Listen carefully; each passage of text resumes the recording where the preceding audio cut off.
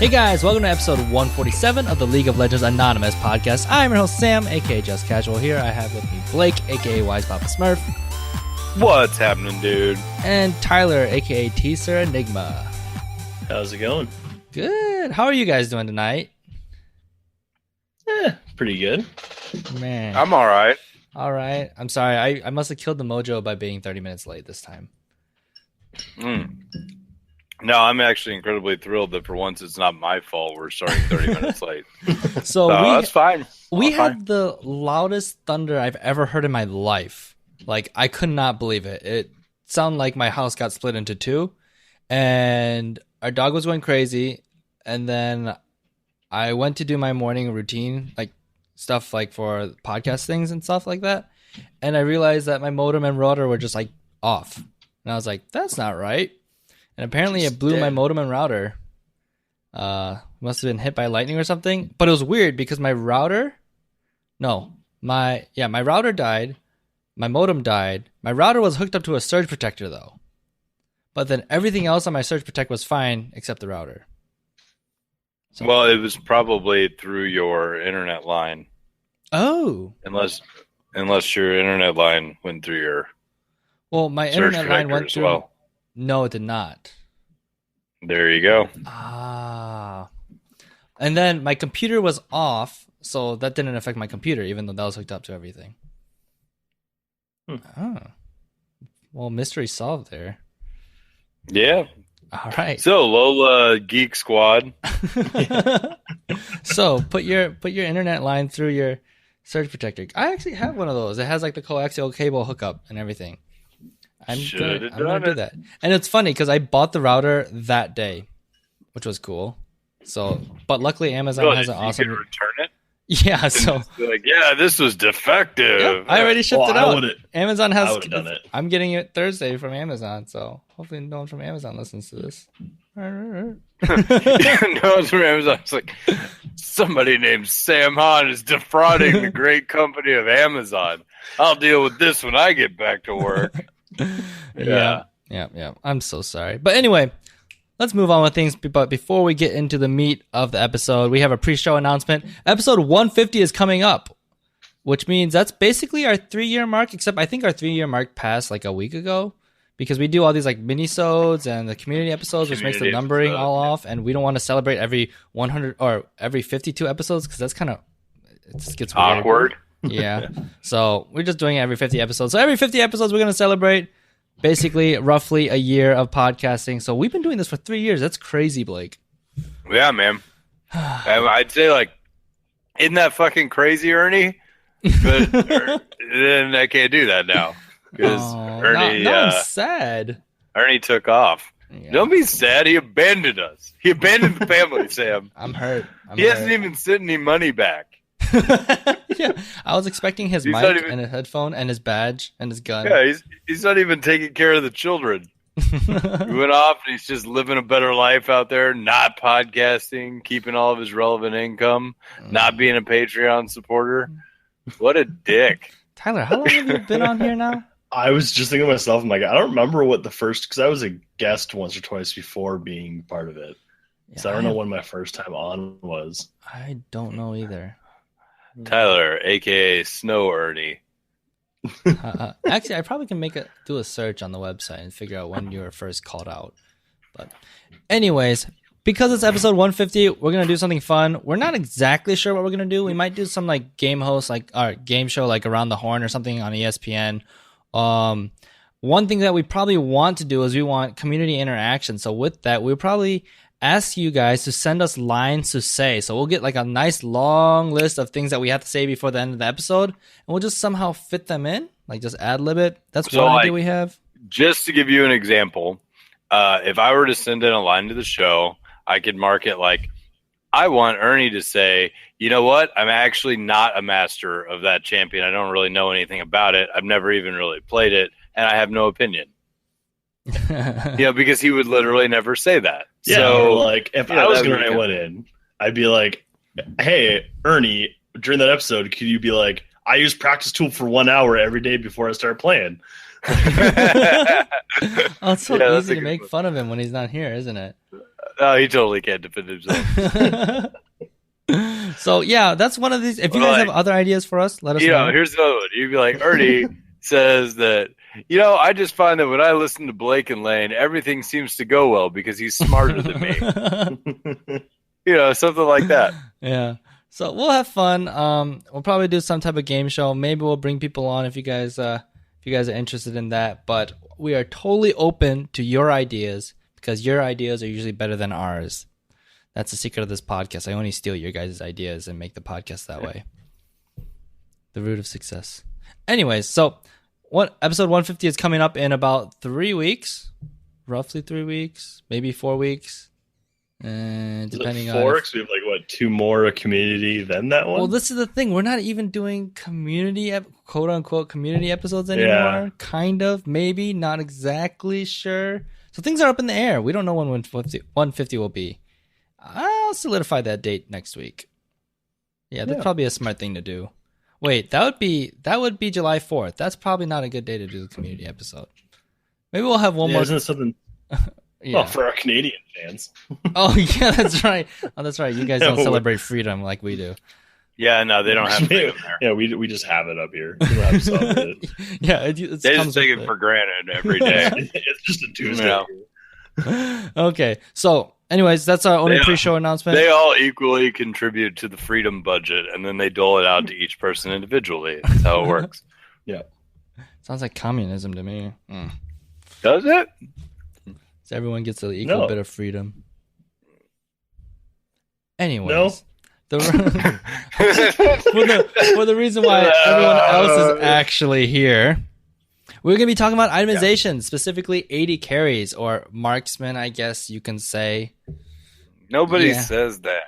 I refuse to bite on Riot's leash on that one. They've been AD carries for how many years, and now you want to rebrand them. Because it is technically wrong, because AD carries could be like Talon, because he's an AD carry. No, he's an assassin. Come on, Sam.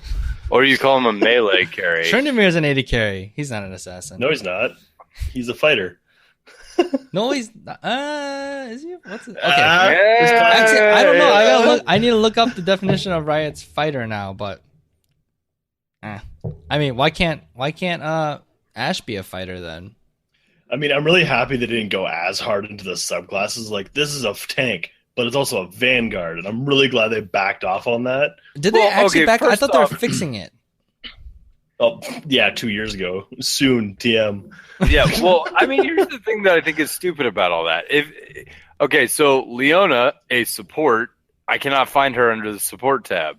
She's under the we learned that during tab. a community LOLA challenge, which is ridiculous. Yeah, it's like, we can only use support champions, and then half of the support champions are in the tank pool, and it's like, okay, well, does that make any goddamn sense? Because I've never seen. Teemo's a marksman. Graves is a marksman. Urgot, for some reason, is in here still too. Urgot, okay, a little bit different, but Teemo and they shoot projectiles. That's their main source of damage. Teemo's more like a mage, though. He's not an 80. You'll never even see him bot lane. The whole thing of marksman is that they're played bottom in that, other than Quinn. No. Marksmen are characters that shoot projectiles as their main source of damage, right? See, to me, Quinn is actually more Kindred's of a marksman too. You're right. Quinn is more of a fighter. Her type of playstyle, but her damage comes from projectiles, shooting stuff. It's still, they're not a marksman. They're not an ADC. Teemo's not an ADC. Graves is no longer, because they ruined the best auto-attacking champion in the game. Yeah, because Teemo isn't attack damage carry. He's a marksman. He shoots projectiles as a marksman does. Sam Han, I disagree with you. That's a dumb thing. It's an ADC. Yeah. Urgot's a marksman. Yeah, that one I'll give. Yeah, he shoots claw torpedoes. I don't know what he shoots. You got to have a butcher Urgot, and he shoots the chainsaws. Metal penises. Is what those look like. Totally. See, sharp little marksman, metal penises. Obviously. What else would marksman shoot? Yeah. Typical marksman. Okay, anyway, now back to useful discussion. Actually, not back to useful discussion because we haven't had useful discussion yet. AD AD carry itemization. So, if you listen to the warning on the podcast and it said you want to skip the banner, you will skip to about right now. All right. Yeah, with that. Welcome back, listener. We've talked a little bit about this, but as an AD carry / marksman or whatever you want to call that person in the bot lane, what do you start with? Probably Dorian's. It's no. It's longsword and everybody but hyper carries. Like it's still longsword 3-pot unless you're like Twitch, Vayne, and Callista, because they're so dependent on winning lane or like not, like at least going even on lane or like not getting shit stomped that they benefit so much from having that sustain. Everyone else is still better off going longsword 3-pot or Doran's too. Doran's is fine, but longsword just gives you a little more active health, which is weird for some people to get used to. Gotcha. But okay. And then, like you said, the hyper carries, they're all getting Doran's shield right now because it's just ridiculously overpowered and you can't really be bullied out of lane anymore, right? Yeah. Yeah, that on every time you take damage, that regen is stupid. Yeah. And I don't expect that this part of the episode to be like very last long. Because I think the next patch we're gonna see some Doran shield nerfs, and we'll see what else happens with these, like, especially these starting items. If they get really overpowered and everyone's building the same thing, they kind of get they see changes. So the Doran shield, that might not be a must start on everyone after this episode. But that being said, longsword 3-pots is pretty standard because, and also the longsword builds into something useful, right? Usually even if you're crit ADC, it doesn't hurt to pick up a Vamp Scepter or something early if you need it, or just sit on a longsword. It's not something you have to like sell and get rid of. It'll eventually fit into every single ADC's build. Okay. So what about Doran's blade? There was like, I remember when this originally shifted from longsword, like away from Doran's blade pot start to like longsword 3, was that people were grumbling that you don't get as much health to start. You do get a little more AD and you don't get like the on-hit health back, but you get more active health, especially because you have biscuits. You end up getting more health back anyway. So in terms of like health gain back towards you, you end up getting more from the longsword 3-pot. And then you don't have that awkward, I have 3 items and want to buy 2 components, but I can't because I have a Doran's blade. Yeah. But now by your 3rd item, you're probably using that longsword.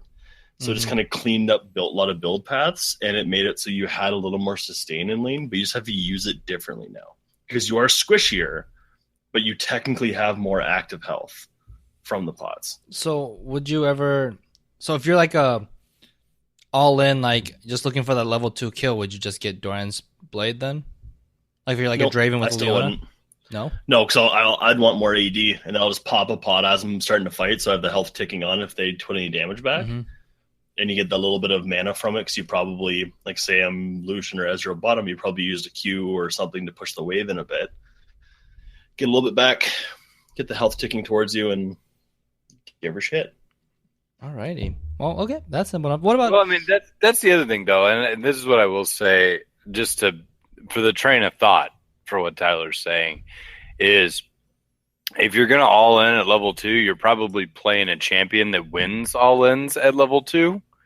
So if you start sword and they start sword, you're still going to be ahead.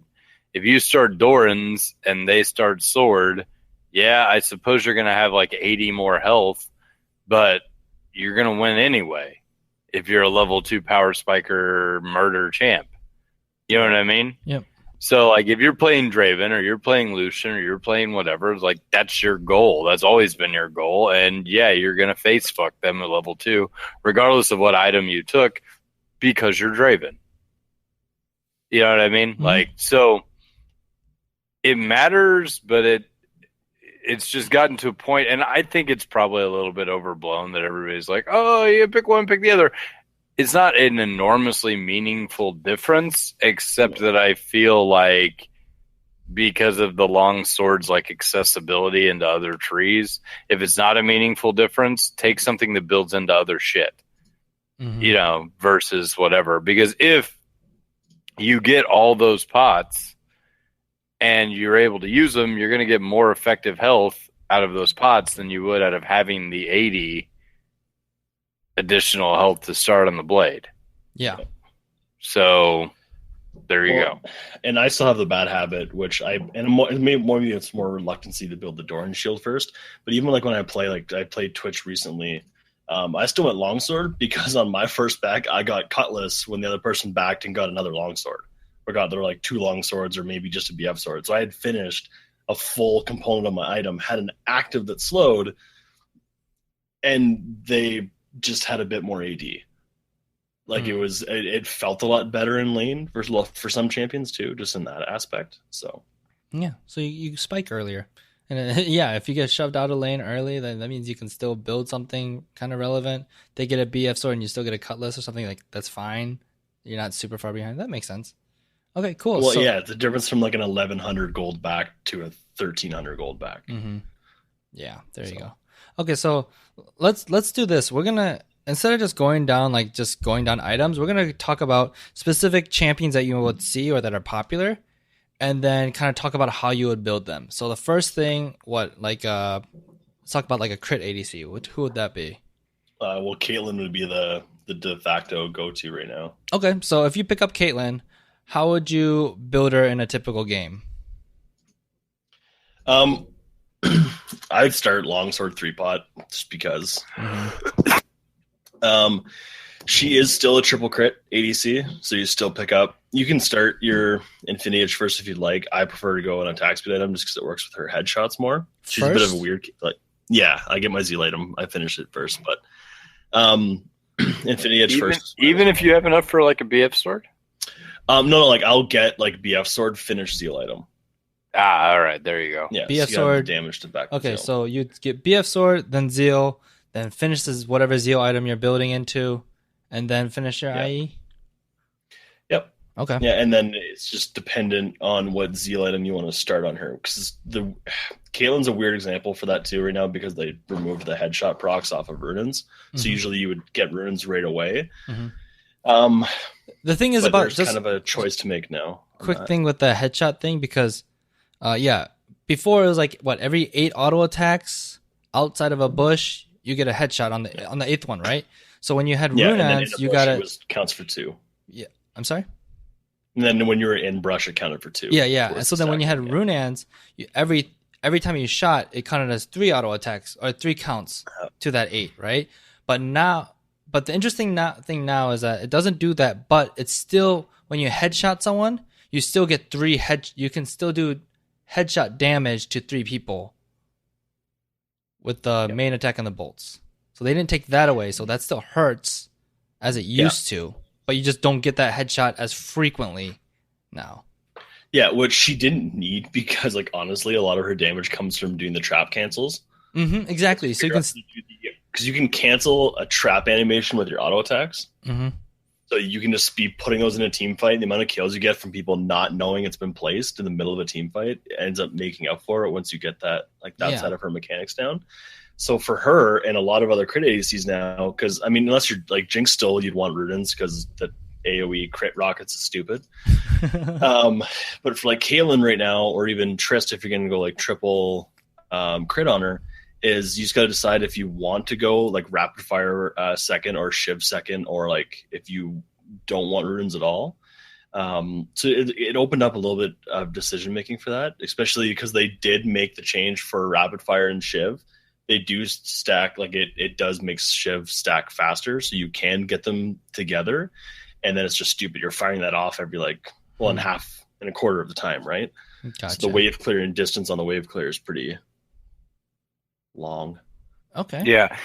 Just a quick thought. And I mean, I just want to throw this out there because this applies to kind of everything that we've been talking about, really, in ADC itemization, is you need to think of ADs, like AD as your base stat. And then after you think of AD as your base stat, crit and attack speed, all these things are multiplier stats, right? Yep. They take whatever your base is and then they make that base better, which is why I thought that was strange whenever Tyler was saying, oh, yeah, well, I'll go for Zeal first. I was like, wait, wouldn't you want to go for BF first? And then he said, yes. The reason is because if you double, let's say you crit and you double damage, if you don't have any damage to double, that's not as good as just doing more damage on average each time, right? And plus, crit to start usually sucks because if you have like a 25% crit chance, you may not even crit at all, in which case you're just going to do low-ass shit damage a lot. Yeah. Right? Yeah. Right. So, and that's not even considering scaling on abilities. So when you consider itemization, you need to think to yourself, how auto attack reliant is my champion? How much damage do my abilities do? How hard do they scale? And like, how do I want to build that, right? To best take advantage of a kit. What we're talking about now with Caitlyn is your quintessential, I shoot auto attacks all the time. I don't even really use my abilities unless I like am having to outrange. Like I use my net to run and then I shoot you. I do my trap and then I shoot you. I do my Q if I'm trying to shoot you one last time. Yeah. Yeah. Right? Because late game you don't use your Qs for damage, or I mean like to snipe something. You use it to snipe. Much. But if you queued instead of auto attack someone, you're losing on DPS because you have attack speed and everything that'll do more damage on your attacks. You only do it when you're running away, and you do the EQ cancel. Yeah. Yep. So you get the headshot Q headshot, and that's all you use it for. So I mean, yeah. That being said, so that's why when we talk about Kate in particular, we're talking about you need that attack speed, you need that crit, you need these things make her a lot better. And then on top of that, she gets the headshot, so that's synergized as well. But these are kind of unique things to her. Are there other champions, Tyler, that you would consider of a Kate archetype in that all I do is shoot? Actually, before you answer that, like that, Tristana and before I answer that, I want to touch on something. Quick question: attack speed is a stat that grows as you level up, right? Or is it just a base? Yes. It grows, right? Okay, so it does grow. So another thing, like I know Blake mentioned this, but I want to make sure like it gets to people's head. You build that BF before that Zeal because you need damage. You need damage before you get attack speed.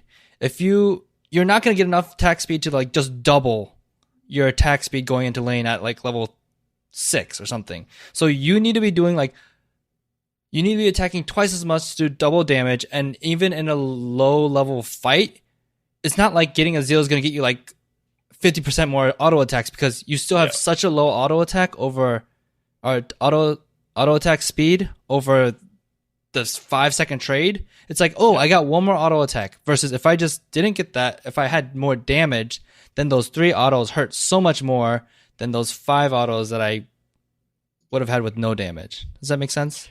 Yeah. Well, and even like you said, even if you come back to lane at 6 with just a Zeal, it's only plus 15% attack speed. Yeah, that's not much when your attack speed is so slow. 0.63, I think, on Kate, or like it's a 0.6 or 0.7 on a lot of ADCs, or like 0.5. It's somewhere around there. It's not very high. Yeah. It's not an attack per second. And usually when you finish your first Zeal item, which is either Runin, so that's 40%, or like Shiv, 35%, are probably the 2 most common to be finished first, you're barely crossing over the 1 attack per second. Yeah, when it comes to DPS, you're just kind of popping over that. Yeah, and that's the thing. It's DPS, like damage per second. And again, low level fights don't have as many attacks in them because you don't have a nice base stat on your champion for attack speed, and you haven't built up enough attack speed anyway. So like you're getting 5 attacks instead of 4 attacks. So you need to have. Well, I mean, it's math. 0 times any number is 0.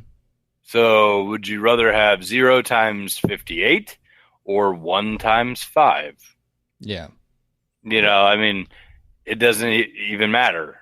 The whole point is make sure you're actually multiplying a decent base before you invest in multipliers. And again, it's that small multiplier. And I know there are some people that prefer to have just outright damage. Like just they want my auto to hurt. I'll deal with not getting as many out. Like some people do prefer like their BF sort item being done because it is the more expensive of the 2 items. And that's fine. I think the win rates are roughly similar on which one you finish first. My logic on it is that early game, when there's less stats, I want to be hitting more often with a slight base damage, like what you were hinting at, Sam, like getting that BF sword first, then getting your Zeal and kind of finishing there first. I also like to be able to kite sooner. Okay, here's a good point. That is a good point. If you don't have any attack speed, you're not kiting a minion. But if you Okay, have a so little bit, here's a question. Do you change that based on how the engaged pattern is for your support? Because my thought is, and this is how I adjust, is if I have an all-in support like Blitz that's just going to catch you and you're going to die, I invest heavily in AD because I have a brief window in which you are caught to maximize output of damage. So it's more about burst than it is about like shoot, right? Yeah. But if they have somebody like Janna, then I would rather invest in shoot, because I've got to get a shield down and then add damage on top of that as quickly as possible. Yeah. Right?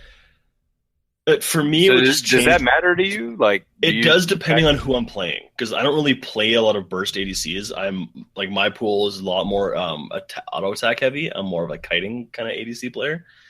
So a lot of mine, I want the attack speed primarily.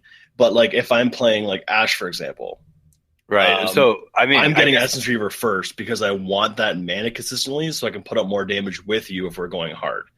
Or if we're gonna have a slow one, I'll get runes first, and I'll just slow the shit out of them. Yeah. So I mean, imagine that I'm going to ask you the same question, and you weren't a pussy. How would you answer that? Well, like if I'm playing Lucian, I'll finish my AD item first because I'm going to smack them, right? Mm-hmm. That a boy. Yeah, and, All right. Blake, with your question, sometimes that's why certain pairings are stronger than others, right? Because like these two synergize, Draven and Blitz synergize because Draven just does a ton of damage up front, and Leona just locks them down, so you can do that ridiculous damage. If you pair like, what's a bad pairing? Anybody with Zillion. Sure, yeah. You don't get to take advantage of those synergies, and sometimes if you're a flexible AD carry that can change their build path, like Tyler was mentioning Ashe, then that works out. But if you can't and you need a Sheen, like that kind of sucks, right? Yeah. Okay, so before we continue, I do have to make a shout out to Wall, listener of the podcast. He's a Zillion main. He gave me a whole bunch of shit about talking shit on Zillion. Uh-huh. I did play a Zillion game last night. There is a clip on plays.tv where that worked out spectacularly. I omitted several clips, but what I would say is that if I had played any other support but Zillion gag, we would not have won that game. That's funny. So I am very, very, very slowly revising my opinion on Zillion. I think Zillion's really strong, but he's actually a lot harder to play than I remembered. I think that's where it came from, right? It's like I could do this with someone else with 10 times easier mechanics. Yeah. Yeah. Hey, Sam. Yo. You need to get a haircut. Thanks. No problem. You look like you're out of the movie Trolls. I'm just trying to help you out. I just got my haircut. You dick. Whatever you say, Princess Poppy. Uh-huh. You look great. You won't be able to tell. Go on YouTube. I'm gonna go wake up my kid and be like, "Hey, I know the guy. It's Branch off of Trolls." He's gonna be like, "Hi, Branch," and you're gonna be famous. Thanks, man. No problem. Okay, is that what you were shooting for? Exactly. With I'm that glad haircut? you noticed. Okay, cool. Back to Blake's question, like 15 minutes ago. What other champions would build like similarly, like we were talking about with like crit? That's just like straight crit ADCs. Would be like Jinx and Tristana primarily. Other than like Sivir? Yeah, Sivir too. A Jhin, I guess, if you don't want to go the lethality start, because with him, but he's okay. Hold up, you got to talk about Jhin and his own island. Like there are a couple of. There's two of them. Like him and Misfortune can either go full lethality or crit. Like they're a weird pairing. Yeah. I mean, you can even do Varus crit, right? Yeah. Well, like he's the Essence Reaver, like Runins though. If you're gonna go on crit, like he's a little more towards like what Ashe or Xayah would build. Okay. Cool. Unless you're gonna go Bork on him. Okay, well, I guess we're talking about families, so let's talk about ADC item families, I suppose. Yeah, so I just did all my itemization pages for them. So, like ADs that are like Caitlyn, primary auto attack spammers, and keep in mind, disclaimer before we talk about any kind of build, Your build should be variable based on what you are playing against, based on what the current threat is, etc., etc. Do not, especially, well, ADC is like the most forgiving of this, but do not fall into the trap of building the same goddamn items in a row every single game. Mm-hmm. If you do that, you are doing it wrong. Yeah. Right now we're talking about core items, really core to the identity of these like champions. If the game goes perfect and you are ahead and doing well, this is what you build no matter what. Kinda, you know what I mean? Like, but there's obviously like Blake said. Okay, so here's an example.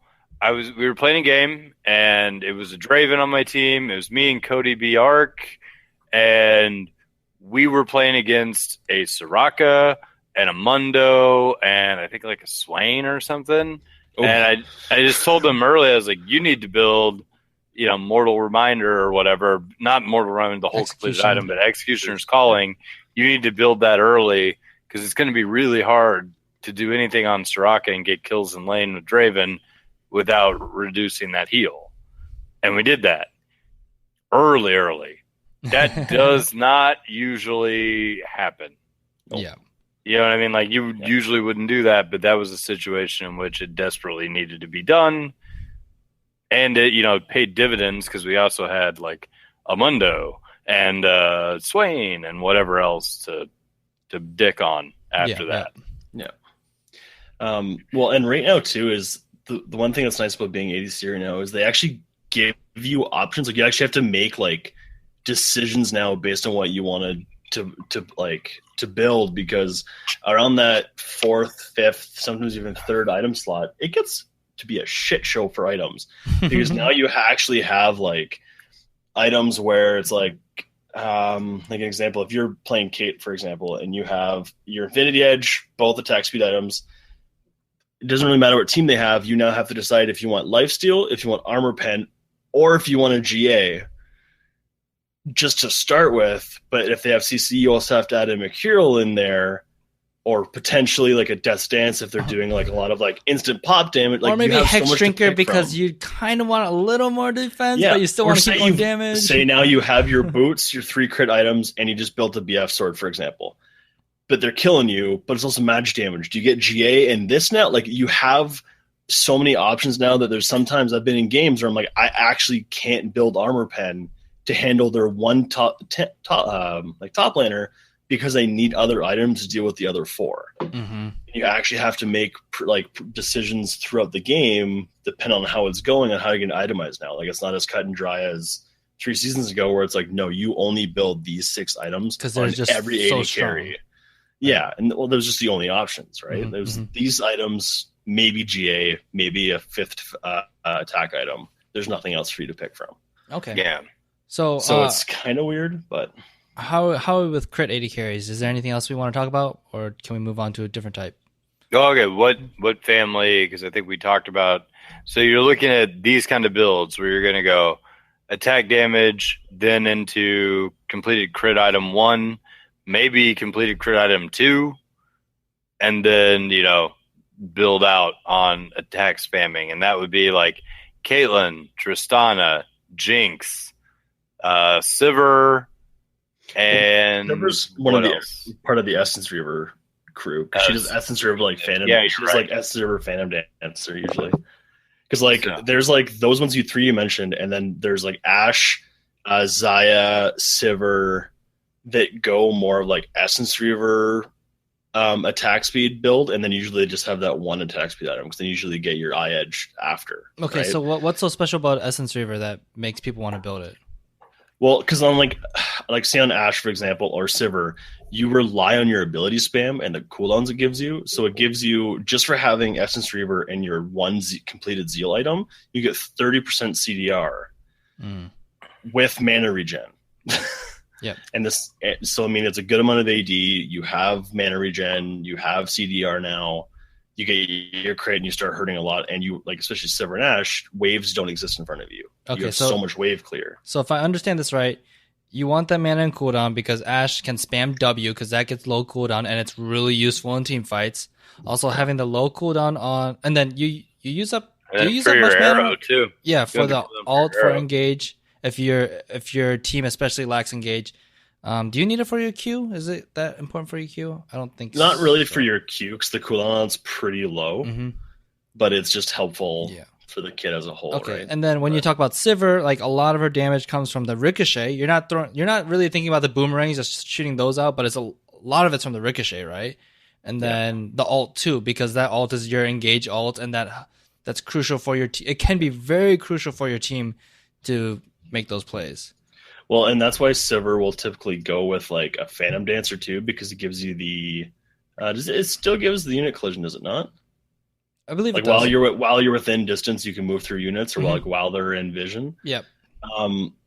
So like that aspect of her is really like, that's why they're the only deviation between like Xayah and Ashe would be for like the Essence Reaver champions.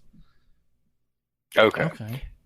So we've talked about the crit attack speed champions, and we've talked a little bit about the Essence Reaver champions. Who are the Bork champions, and what do you usually build on them? So like the three that like... Wait, before you answer that question, I want to throw out an analogy for earlier that I just thought of. So, all right. Imagine that you are a guy who's going to work and you're saving up money to buy a car, and you're really happy with the purchase of buying your car. But every day, because you have to walk to work, you don't own a fucking car. So every day you're walking to work, you have to walk by some shady alley, and some guy beats the shit out of you every day and takes your work money, right? Mm-hmm. So what's the point of going to work if you just work and get it all taken? Exactly fucking right, right? So what are you going to do?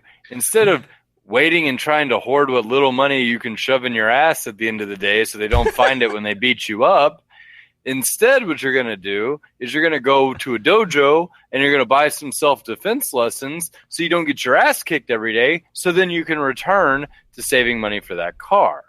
Right? But if you keep trying to save money for the car, you're never going to fucking get there. Because, you know, the guy who's mugging you is going to have a pretty nice car. And that is when you should abandon your core build to deal with an immediate threat. I was like, is the car the Bork item? I'm so confused right now. I was like, no. The car dojo is the Bork like item? I just want to finish my Infinity Edge. Whenever you're getting raped, right? If you're getting raped, you should be investing in butt corks. Not in Infinity Edges. Yeah, get that GA. It gives you attack damage. Yeah, get GA or something. You know, do something. It's like if you're getting popped, you're going to get what little gold, like I said, that you can manage to store in your ass while you're waiting to respawn. Which is going to be no gold. I have built, as horrible as it is, like 4 Dorian's blades back in the day because I was losing lane so much until I won. And yes, I was still always behind, but I wasn't as behind because I got a kill because of it. They weren't expecting it. It was stupid, and they're kind of efficient when I have no gold, and it worked out, and then eventually I think I won. And I mean, that's saying something, because Sam has one of the deepest asses that I've ever seen, and he could put a lot of gold in there if he wanted to. Yeah, Blake would know. Right? That's true. LOLA after dark. You guys are like making it so difficult for me to ever come to a meetup. Yeah, it's okay, Tyler. We will come to you. Yeah, I'm not telling you where I live. No, I bought these herbal supplements from Bill Cosby. It's supposed to be great for you. You just try a couple of those. You get relaxed. We'll have a good time. Oh yeah. God, you don't remember most of it, so it's all right. Yeah. So Bork ADC. The weekend was a blur. I assumed we were so busy. So Bork ADCs, yes. Yeah. Well, there's like the 3 that would primarily be like. There's others that can build it, and there are builds that do somewhat work, but usually it's like Vayne, Twitch, and Callista are like the big 3 users of it. Like in Vayne, she has been more towards her crit build, and kind of a mix between the two. It's kind of a user's choice on that one. Mm-hmm. But those are kind of the 3 that do use it primarily as a starting item. It's primarily because they have attack speed and they don't necessarily need the straight up raw damage, right? Yeah. Like, and a lot of them have like Twitch has his poison, Vayne has her bolts, Callista, you want to huck as many spears into someone as you can. Mm-hmm. They all benefit from lifesteal because they have to survive. Mm-hmm. Yeah, they're all short range, right? Yeah, and the passive helps for chasing because they all want to attack you more often, so they you can't run away from them. So here's a quick question: I often see Draven build Death's Dance, but I don't usually see those champions build it. Why not? I could see them building it later in the build, but I don't think you'd want to start with it. I think the attack. Well, no. I'm is not too saying good. start with it. I'm just saying, like, usually when you build a lifesteal build, you'll do like Bork and then some other lifesteal option with Bork later, right? It'll be like Bork, attack speed item, and maybe another lifesteal option or your last whisper item, and then finish out your build, right? Yeah. And so I never see them build Death's Dance, which would be another lifesteal item, and it would help your like survivability and burst resistance as well. While still giving you a shit ton of AD. Yeah. And CDR. Like especially Vayne, I could see CDR being good in her. I don't know why they wouldn't build it. I honestly prefer it over Bloodthirster in a lot of cases because I like the damage reduction it gives while still giving you some healing. I mean, I honestly think the damage reduction is way more valuable than the overshield on Bloodthirster. Yeah, I don't really see Bloodthirster a whole lot as of late. I see more people have been transitioning to Death's Dance or just not getting it at all, like either of them. Like, builds are weird right now. I've seen a lot of triple crit, GA, and then they need armor pen, and there's your 5 items. But I have seen more Death's Dance lately, so hopefully it will catch on because I do prefer it because I would think the same thing, especially on someone like Twitch where you're popping out and somebody is more likely to unload a bunch of spells on you. Like you haven't overhealed at all yet. You know what I mean? Like you haven't had a chance to do anything yet. So, all right. So it used to be that lethality was king, and now it feels like lethality is a dull butter knife in the early game, in particular. Assessment. How is that shaken out? I think is lethality dead? I remember they made stat changes to it, and then they touched a bunch of tanks up. So I know it fell off for like a lot of those kind of reasons. I just kind of jumped on the bandwagon and started playing crit ADCs again, and just kind of played a lot of really BM crit Vayne. I mean, I know Miss Fortune's up there. I don't know if her build has changed, but she's commonly a lethality user. Yeah, I played her recently with Essence Reaver Rapid Fire start, and it felt great. It was so much damage, so quick. But that's just because she hurts regardless of what you build on her. You could build her on-hit AP with Nashers and Lichbane. I'm sure she'd still slap you on the map, but... Dude, I think Miss Fortune is a totally overlooked champion, like, in the last, like, season and a half. Yep. Well, like I said, the only reason she's overlooked is because the LCS doesn't play her, and she have to stand still to ult. Yeah, but she's still building lethality for the most part. Like Ghostblade, Dusk of Drakthar, and Black Cleaver. It's pretty much. But yeah, she still has the I got back into on her too. Yeah, I got back into gold using at the start of the season when I was climbing around. It was Misfortune all lethality because you could queue off a minion, kill it. It would do double damage, and then it would half health in ADC when you had one item. Yeah, I mean, basically, the lethality works because you just destroy early game really hard, and you hit very hard with very little attacks. Well, and the building blocks were cheaper. Yes, so you spike early too. Serrated Dirk is 1100. Well, but hold up. You say you spike early, but then they reduce the effectiveness of all lethality like prior to the break-even point of like 12 or 13. Yeah. You know, so that's why lethality has dropped out, is because they've kind of removed that early game spike, which, okay, small rant, makes it suck against any kind of tank champion because the only time flat pin or lethality is essentially kind of that, is the equivalency of flat pin, is good is against low armor targets. Okay, so it sounds like lethality is still really good in solo queue then, because you still don't like the best way to win a game is like have at least a tank, like a tank and a bruiser. Like that's like the ideal team comp to like give you the best win rate. You need a tank, but a lot of times in solo queue, no one wants to play tank, and then you have like assassin mid, assassin jungle, and then like a Riven top, and then if you build lethality, it still sounds like it's totally legit in a solo queue environment. Well, the only thing now too is that the 80 carries that would be going up against like the two like prime users of it was Jin and Misfortune, and like I guess a little bit of Varus too was seen in there. They would get stomped right now. Like when Lucian came back and was in the lane, he beats Jin. Misfortune shits on him, but she gets beat out by. Well, she can beat anybody in lane if she wants to. But like you look at Twitch right now, like none of those champions could beat Twitch when she gets 3 items.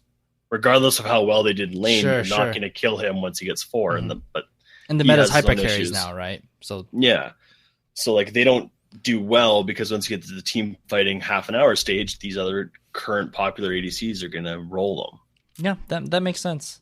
Yeah, I think meta has a lot to do with whether lethality is good or not, whether it's efficient or not. If no one's playing, I'm not upset it's gone. It was just, I hated that meta. I mean, I played it and like got into it too because I played a lot of Misfortune, but I hated it. Because it makes it so that two champions are strong. I kind of liked it. The problem is there weren't that many people that could take advantage of it. You know what I mean? Like I like early game strong metas because I like pounding the early game. But you know, that being said, yeah, it's only like Lucian, Jin, MF, but even then, MF wasn't popular. Okay, so let's. She should have been. She should have. Oh yes, agreed. I played her way too much during that time period because holy shit. And even Lucian though, he didn't really take full advantage. I ran across a few Lucians that tried to build full like copy Misfortune's build. He was only ever usually Ghost Blade, Black Cleaver, and then he went Phantom Dancer crit. Like he did a kind of a mix between the two. But. Okay, so we talked about lethality, but we haven't talked really about items. So let's just talk about Misfortune because she's like probably the most legit lethality user right now. Yeah. Ghostblade, Drakthar, Black Cleaver, probably in that order. Yeah, and then usually Edge of Night would be your 4th lethality item if you were going to keep going lethality. Or maybe a Last Whisper for 3rd item. Yep. Because I used to go Ghostblade into Drakthar because the amount of damage you would do single target, and there were often cheaper items than other people's crit build. It outweighed how much damage I wanted to do with my ult. Okay, so what about a Black Cleaver? When would you go Black Cleaver second? Because if it was like if I have an Amumu jungle with an Ori mid, or like where you're relying on your ult. Or it's like I need a bit more survivability, so 400 health and being able to team fight better than the other ADC is going to come in more handy. And you need a dickload of CDR. Yeah, or it's like we're going to win this game by fighting over every single dragon. Dragon Pit's the best place for Misfortune to fight out of lane. Gotcha. So I'm going to get that Black Cleaver. So when you need that cooldown reduction is pretty important. Yeah, well, and for a while I was starting with. No, I always started Ghostblade. I was going to say there's a few times where I did get Drakthar early just because it was hilarious. But you had to be like stupid far ahead for that nonsense. Okay, cool. What other 80 carries do we want to talk about? Well, okay. I feel like Ezreal and Jin are in their own like group. Yeah. And while Jin isn't popular anymore right now because he's got like dick all for win rate, I do want to talk about Ezreal because I can actually contribute to that discussion. But Jin, let's just get that knocked out of the way. Tyler, what do you think in terms of a build? I haven't seen him much lately, mostly just because he's being outclassed. But when I have seen him, I've seen more people opting into going the crit build. Like usually there's 2 different variations you usually see of that. It's either Essence Reaver Rapid Fire or Essence Reaver or like Infinity Edge Essence Reaver. You just knock out 2 big heavy hitting AD items and start smacking people because he doesn't need attack speed. He doesn't scale off it. Doesn't make his reload faster. He has a weird scaling with attack speed. Well, I mean, he kind of does, but it scales directly into AD. Yeah, it's a weird scaling. Rapid Fire is just good on him though because it gives you the extra range, especially if you can time it with your 4th shot and then you just slap someone with a stupid amount of damage at a really far range. But that's typically the build like that I've been seeing lately, or some people still like to do the Infinity Edge Ghostblade build. I've seen that one only a few times in the last month or so that I've been back playing, but yeah, he's in a weird spot. I like the crit build because at 3 items he 2-shots every carry. Especially if he gets a 4 shot on them, it's stupid. Yeah. Yeah. But okay, so he sucks. Ezreal. oh, one thing about Jin though too, and this is a point that I wanted to make about AC's building anyway, is do not build berserkers on every ADC simply because there's an ADC. Like Jin, he does not need berserkers. Don't get it. Like build whatever boot's going to suit the team, like team better. If you're ahead, get Swifties. If you're against an AD heavy team, get Tabbies. If you're against CC team, get Mercs. He doesn't need a boot bonus. Same like Lucian. Mhm. Lucian does not need a boot bonus. Like Yeah. really, he does. So, He just doesn't. do you think it's just a good idea then to get Swifty? Swifty. Yeah, And get then Swifty with it. you got to go in and make sure everyone gets a little riggedy racked in that bottom lane. Yeah. Take your pants off. I missed the Bulldogs. Anyway, all right. So Ezreal. Yeah. All right. Let's back up. Traditional build for Ezreal has always been kind of a tier into either Manamune or a Trinity Force, or you can go the blue build, but it's like that into like kind of a Sheen item build.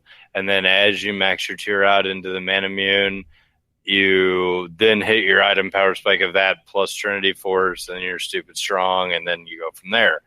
And a lot of the times they'll build like Bork in addition to that for your attack damage / lifesteal item. Mhm. And you build Lucidity boots for the CDR.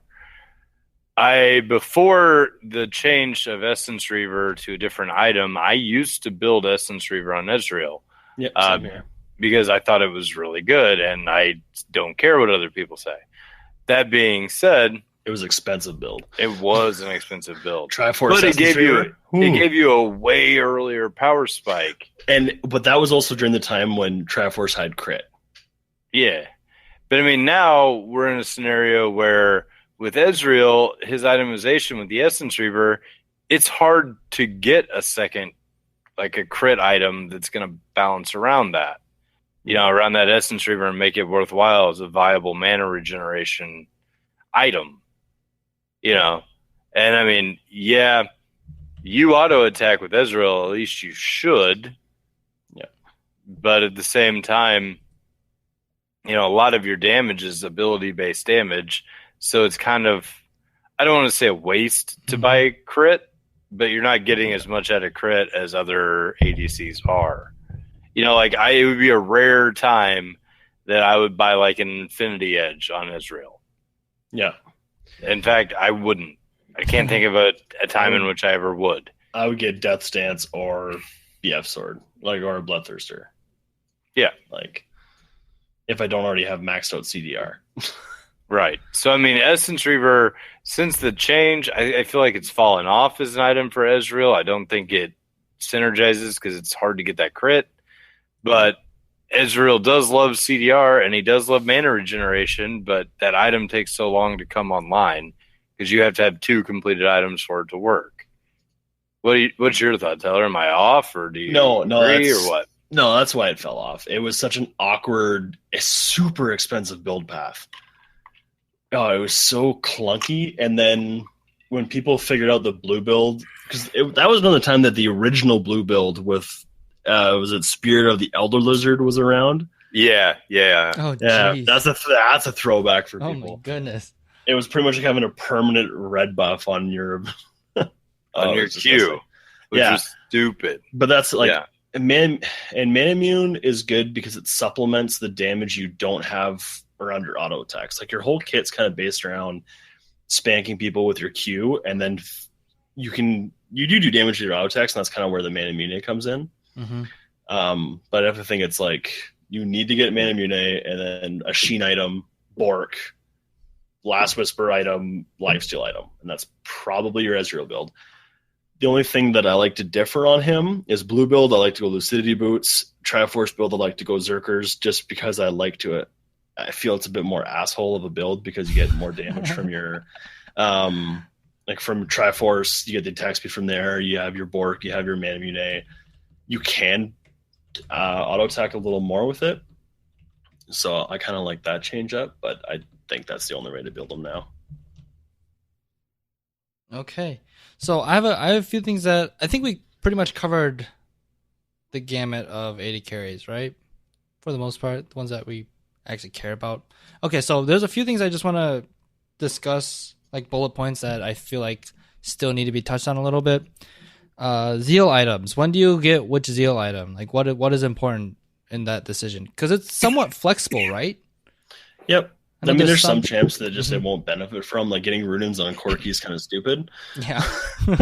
Sure. But like, if you need wave clear, you get Shiv. If you want AoE damage in a team fight, get Runins. If you want like Sivir, you want to move through units and have just a shit ton of attack speed like Vayne, you get Phantom Dancer. If you want to smack somebody from distance every once in a while for bonus damage, you get Rapid Fire. That's also good for sieging, especially if you don't, if you have a really good siege comp or if you don't have a really good siege comp, it really helps, right?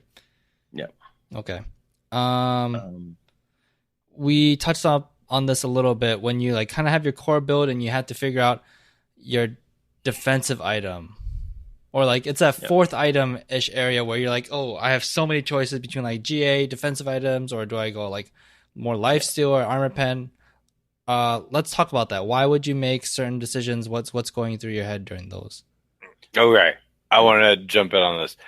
The GA decision can be moved up in a build. Usually, you only wanted to buy GA, whenever you're getting robbed on your way back to work or whatever, right? That was back to that analogy. That's when you would buy GA. It's like, my butt's full of, sexual assaulter. Yeah. So that being said, that's when you used to want to buy GA. Now you can afford to pull a GA a little earlier. I mean, if there's a Fed LeBlanc, you could buy its second item and not be too far behind.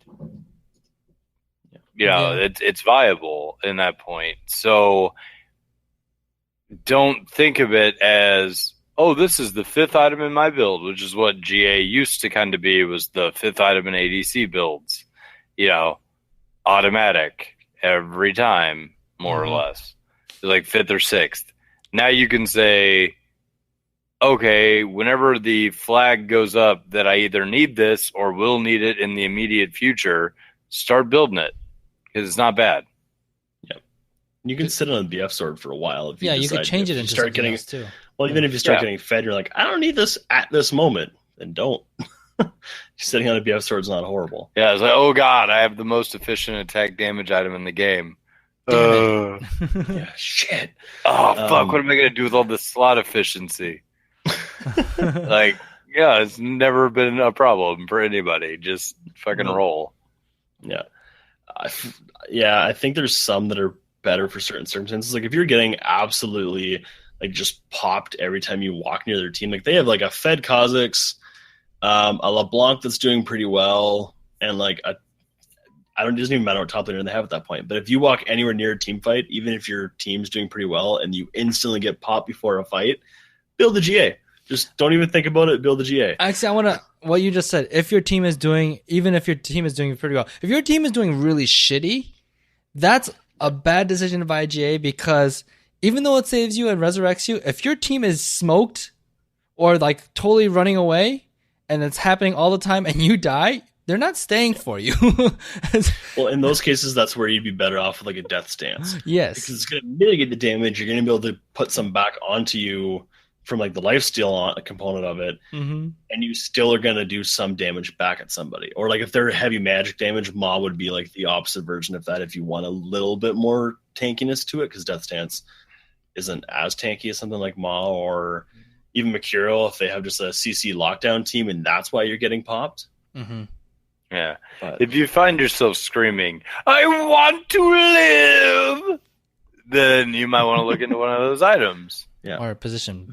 There is one defensive item that does get overlooked, but I think it should only be used in certain cases, because I've seen this argument made and I see it. I've seen it on a few streams and stuff like that, and it's really good on champions like Ezreal. I've seen it on Corki once or twice. He's a bit different though, because usually he was kind of leaning more like Gunblade in his build, a lot recently, but I'm blanking on the name now. Asterix Gauge, because it gives you a nice amount of tankiness. It also increases your base damage, which increases how much damage your Triforce and Iceborne Gauntlet proc do. So if you have those items and you need to survive, and they're heavy, like they have a Rengar, they have a LeBlanc, they have a Burst Mage, they have a Draven that's going to two-shot you. It's not a bad item because it's going to give you instant tankiness and more damage on your primary damage source. Because you're building Triforce, you're probably relying on the Triforce for all your damage. It's also good on Aurelia. Yes, it is. Same reason. You're just solidifying that you're never going to play it to the community. Yeah, I know. I'm not worried about it. I'm developing more pocket picks as time goes on. See, I wish the community would just look at my page once, because I keep getting Lucian and Trist banned. I have 780 carries at level 7 and 3 more at level 6. You ban them if you'd like, but come on now. Because we don't want to play against the Lucian, though. Yeah, that one's fair. But Trist is nonsense. That's just fruity dinosaur. But that's actually not a bad item to get, especially on Ezreal. I've done it a few times. It's helped out a lot, and it's often overlooked as an item to get. Mm-hmm. But I think it definitely is just dependent on the game.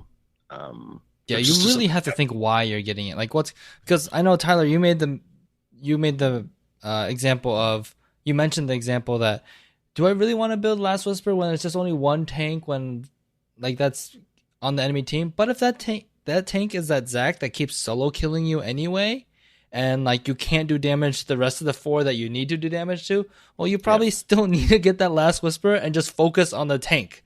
Like just play accordingly, right? And it's really tricky. Like you said, there's a lot of good items, and it's difficult because the items are good for different reasons. There's not one that's like, this is always better now. It's really tricky when it comes to like 3rd, 4th, 5th, 6th items.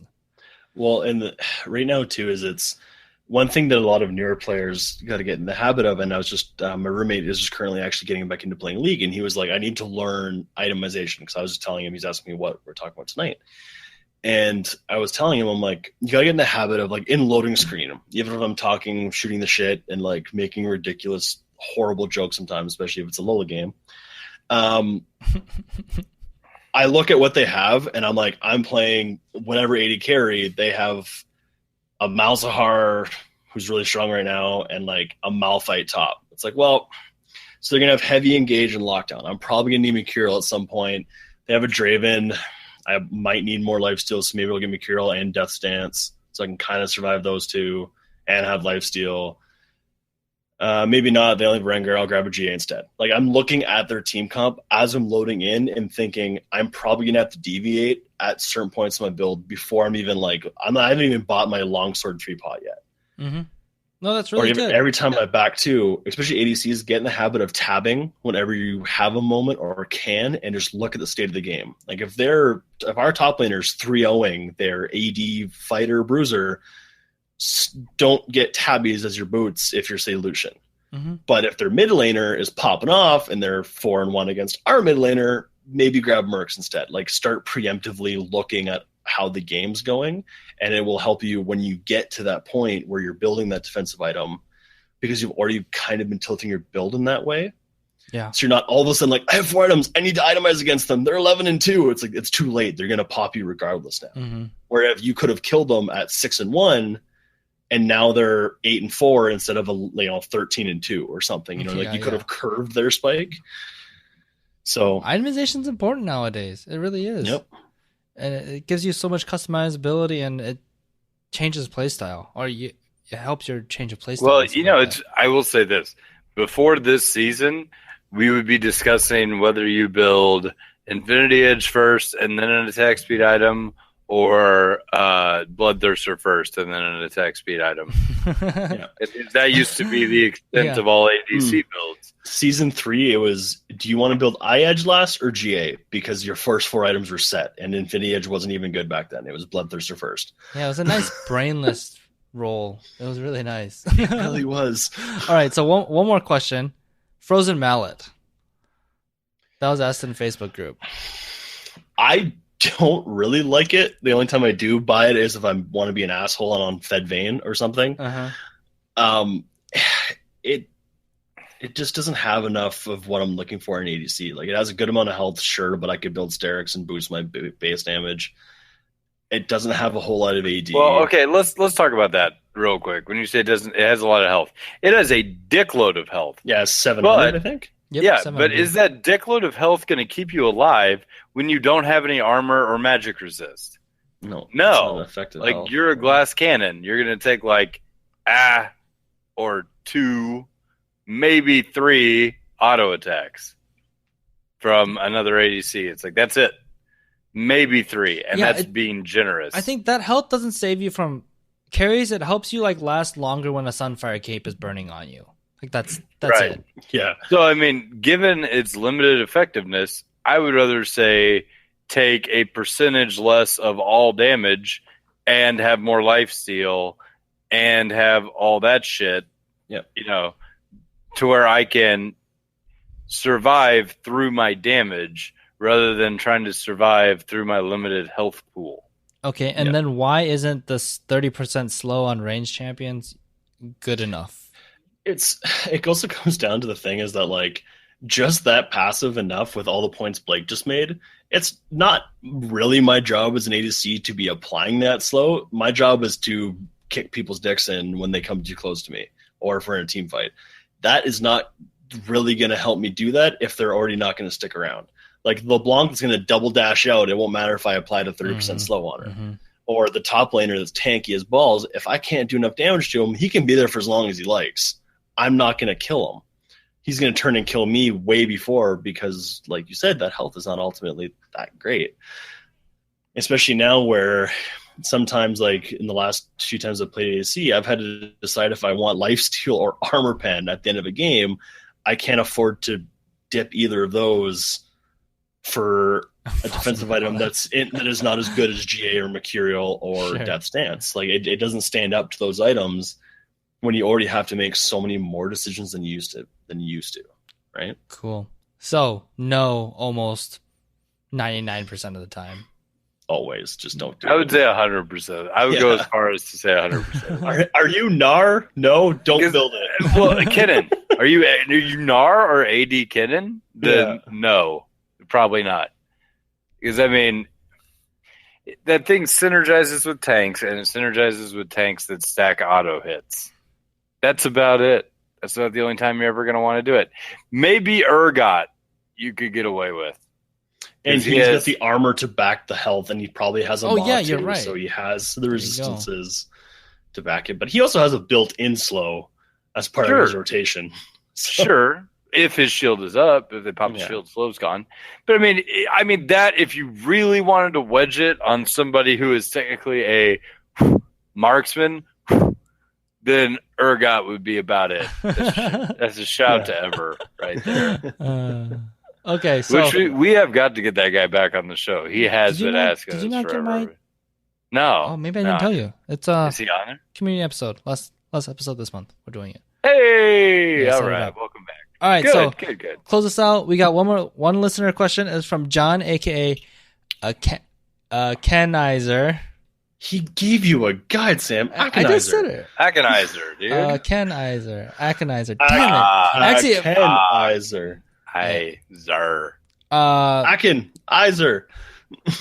Phonetics are fun. Anyways, just read it. no, we're good. So basically, he was just saying he wanted to talk about cheese champions. What is your favorite cheese champion? What do you like to do for meta breaking? Those kind of things. Cool. First off, shout out to the 40-year-old father of 3. Rock on, brother. 7 years and 1 child behind you, but we're there. I feel you. Same type of peoples. Yeah, we got the same kind of lifestyle. So here we go. Cheese picks. Hey Blake, let's not list all the champions in support, please. No, I'm not going to. Okay, just making sure. Go back. There was a mini-sode on that? Go back. There's a mini-sode on this of all the cheese champions in support ranked by effectiveness, v cheesiness. It's all there. So that's a good episode. I won't really talk about that other than to say he mentions that he likes to play Alawi and Gragas support. I have done both of those. In fact, my Gragas is like a level 5, and I only play him as support. So Gragas I've done is a great Gragas support, a lot. He's He actually annoying as works. Got plays.tv to prove it. So Gragas is legit, particularly if you're really good at Gragas. Alawi is fun, but not legit. Because the problem is, again, with Alawi, you can't, as a support, itemize into AD. It's impossible. There's like She no needs a good black items cleaver for you to and- do that. And yeah, she needs like a black cleaver, and then she needs to build like pretty tanky and that kind of shit. So it's hard. Like CLUD support. The problem with CLUD support is that it's really hard to itemize CLUD with enough damage to do shit and be effective. That's pretty much it. So anyway, but some of my favorites are Anivia support. I really like that. That's super fun. Gragas, I agree. That's super fun.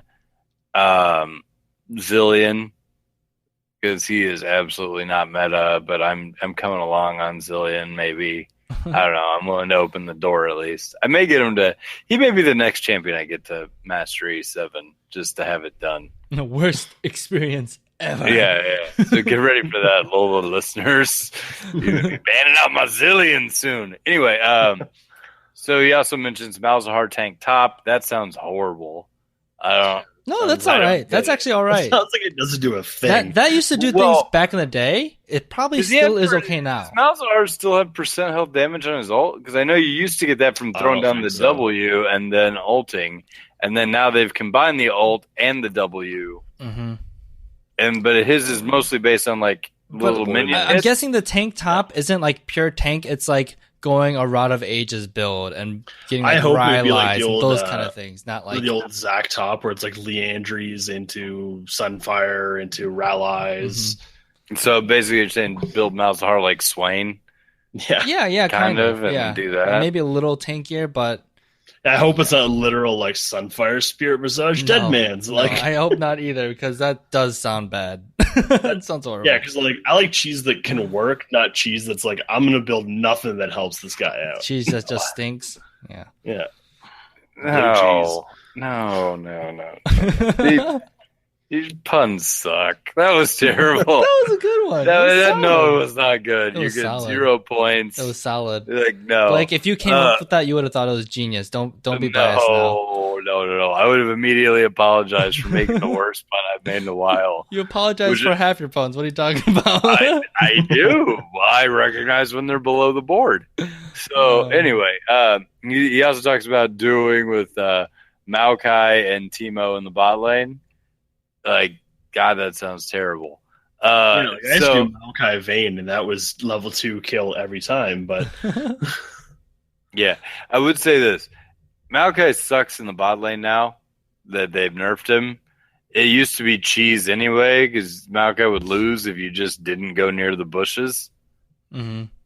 And like that's how that kind of worked. But Teemo is a quote marksman that can prevail against certain champions, like he does, namely the Caitlyn variety. He does even great then, when he can't get near enough to if it's a Caitlyn. Yeah, that's a good point. She has 100 range on him. Yeah, well, sure, but I'm just saying, like you could, if that is to work, it would potentially work against that variety of champion. Anyone that relies on auto attacks like heavily, right? Yeah, and it's great because people. Is not.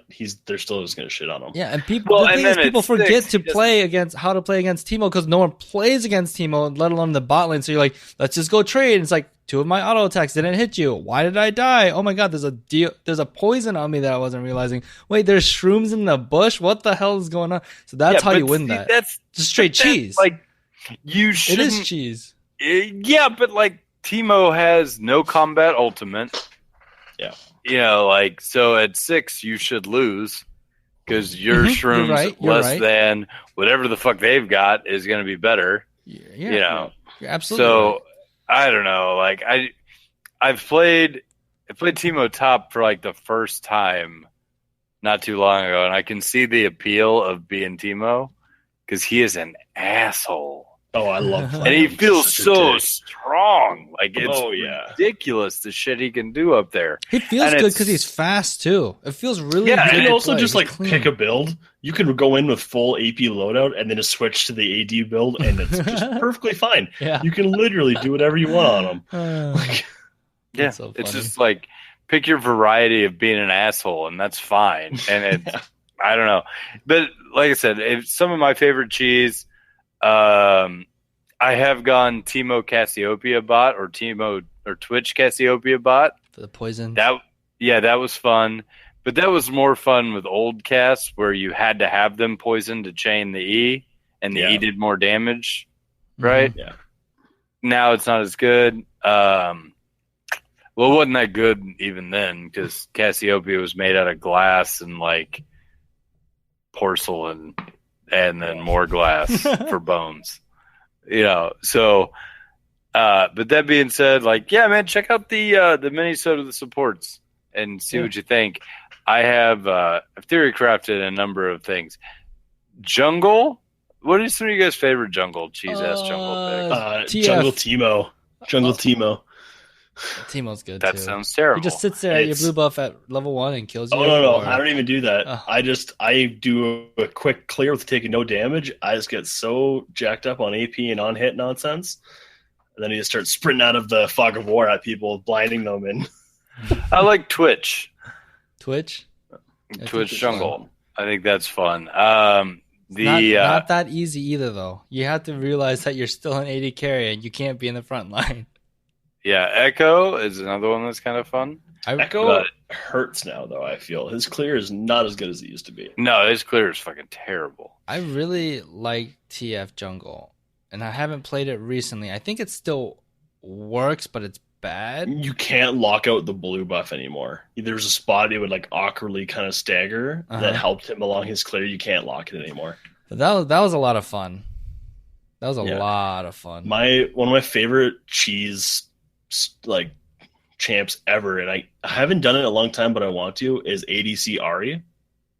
Oh, that is fun. You can't is run fun. away from her, and she just crits you over and over and over again, and then charms you and crits, crit, and you can't run away from her. Here's Her one. abilities do no damage, but you just can never run away from her. It's so obnoxious.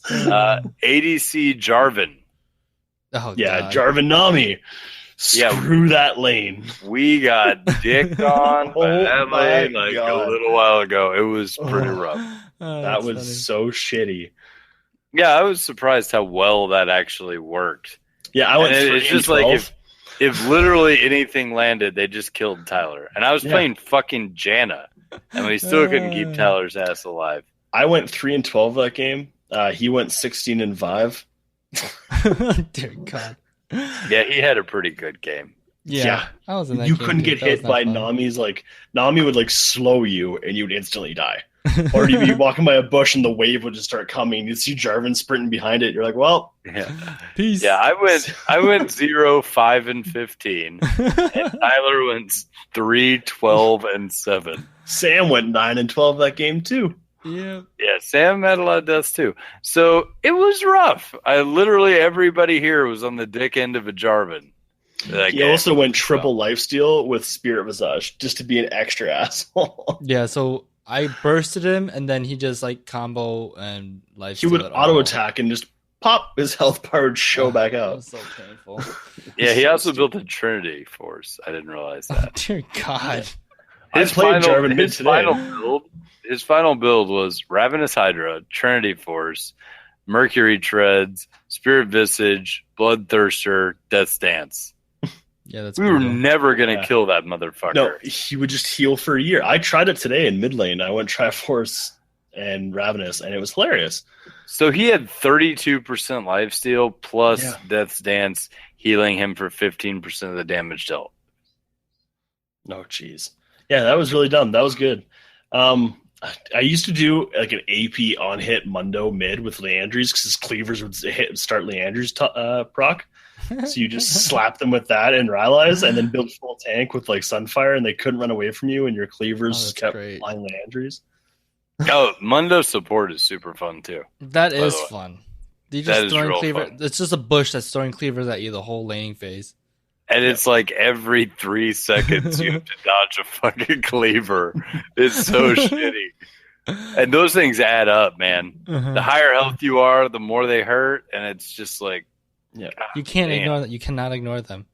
No. My favorite thing that I've been doing recently is Pantheon support. I don't think I've lost a game this season with it, and I really want to bring it into ranked. I like really, because like Blake, you were mentioning that like AD supports don't work, and it's like, yeah, you're right. That's why I don't play him support. I just build like. I realized the first game I played with him, I didn't build a Sightstone. I just forgoed it and just like went just straight all lethality because it's cheap items, right? So as long as you get a kill, then you build like your next longsword. Then you get another kill. Then you finish that longsword item. Then you get another kill and just keep just destroying. And then you can build a Sightstone. Well, I didn't build even a support item the second game I played. Okay, so let me back that up. You can't afford AD items unless you snowball out of control. But that's the thing. thing. And for Pantheon to work, you have to snowball out of control. But it's so easy to snowball out of control with Pantheon. Like as long it is. It's a point and click. It's everything's pretty much point and click, and you have a easy lockdown. You have tanky stats because of his passive. You block auto attacks, which that's half the damage in the bot lane, at least half the damage in the bot lane. And your AD carry doesn't have to do that much because it's everyone knows what Pantheon does. It's quick and just all right, and you grab Ignite. And you're right. But it was interesting because I was in a game where I couldn't do anything for the first like 4 levels. And then somehow I just got that kill, and then it snowballed. It's so. Well, by the way, you want to know how to beat those champions like that are cheese ass? You don't champs die. like you that. Stay safe and don't just die. Stay safe until 6+. Because this is the thing. Also, if Pantheon doesn't get a kill, he's not farming because the AD carries farming, right? So Pantheon is just completely useless because he doesn't have any gold because he's not farming and he's not getting kills. Yeah, right. And his damage scales to dog shit. Yeah. You know what else is actually? I just remember the one cheese that I only ever do it when Earth's around because it's way funnier. But AP attack speed Xin Zhao. Oh, God. So you just build Gunblade, Nashor's Tooth, and then like mostly tanky, like you build like Spirit Visage, whatever. So you can just heal your way through. Oh my God, you can't die. It does so much, and then Ginsu's too. You can't die. You so much healing and so much damage. It's so stupid. All right. So now that we've destroyed everyone's elo for don't do this kind of shit in ranked. I don't care do what it in community you are. games. Don't do it. We should have a community night where we just like everyone picks something that's not like. Oh, I'm playing ADC Ari all day. Fun. That might be really fun, actually. Criddle sticks. Oh dear God, that's horrible. That is straight up horrible. Okay. Anyways, that's pretty much it. Just to round out the episode. Few announcements. If you guys aren't aware, we've been trying to start up 5v5 shoutcasted community games on Wednesdays. So that's Wednesday, 8 p.m. Central, 9 p.m. Eastern. And what's going to happen is as long as we have more than 10 people involved, we'll split up the LOLA guys. So some of them will sit in, some of them will sit out, and then we'll shoutcast them. Once we shoutcast them, they go onto Twitch and they'll be on YouTube so you can look at the VODs. Those have been really fun when we've done them way in the past. So we want to try to do that again. It's a good time. Don't stress out. We play stupid stuff during those as well. Like putting me in AD carry is always a stupid choice. That happens every now and then. Yeah, it's fun. We tried to do it last week. We had about 10 people come in, so we just played 5v5. So show up for those so we can get those shoutcasted. And if we have a ton more people, you guys can jump off and play threes or flex queue, or we could have even two 5v5 games going on too, potentially. So show up for those on Wednesday, 8 p.m. Central, 9 p.m. Eastern, and that will be in the Discord room. So make sure you're in the Discord room and make sure like someone on LOLA knows like, hey, I want to play in the community games, type in a chat, whatever, so you can get our attention so we can get you in the game to have a lot of fun with the community. Besides that, like I said, we have a Discord channel. Stop by and say hi.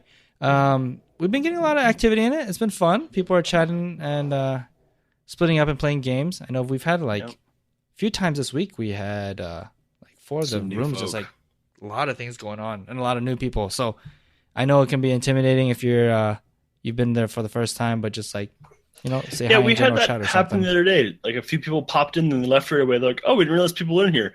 We don't care. Hop in, talk to us, say what's up. just come say hi. We're all friendly people. Yeah, just say that you're new. Plus, if people are in there and you feel like you might be bothering them, pick a different room and hang out in it. Other people will show up. Yeah. And then you can talk to those people. Or bring your friends along. Just you guys can feel free to take up our Discord channel and like use the rooms with your buddies. That's what they're there for. Yeah. So don't feel bad about that. Other than that, again, let us know what you guys want to do if you have any suggestions for the 150th episode, 3-year episode, and email or tweet me lines that you want to be read on that episode. Cool. Yeah. All right.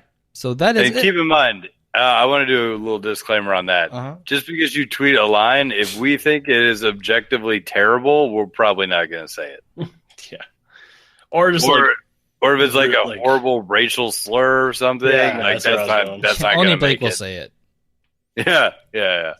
That'll be on the Patreon only episode. Patreon only. Just an hour of me saying awful racial things. It's cute. So it's like every other episode, basically. Yeah. All right, so that is it for episode 147 of the LOLA podcast. We will see you guys next week. Good night, everybody. Good night.